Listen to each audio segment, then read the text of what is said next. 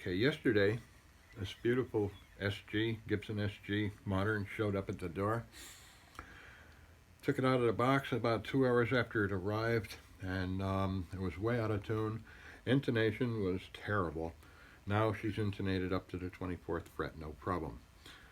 Then we got into big problems when we plugged this into an amp. You can hear the special diagnostic thumb that says, "My amp is on." We'll plug this thing in. I'm turned up to 10. We're on the treble pickup. Our tap is down low at the bottom. We're also up to 10 on the neck pickup. Dead in the water. See what I just did with that switch?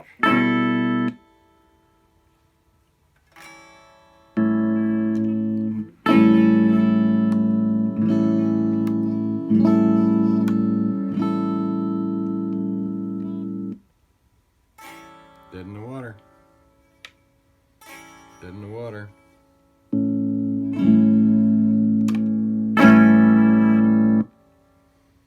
So as you can see, that switch is toast. That's how the guitar arrived. Not happy.